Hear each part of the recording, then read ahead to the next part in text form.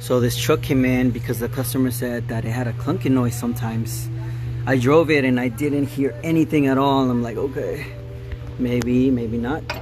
Then I came underneath and I saw this. So basically the rear end of the transmission is just floating around.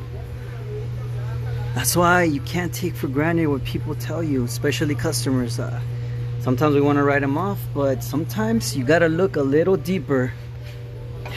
Yeah, good thing he came in.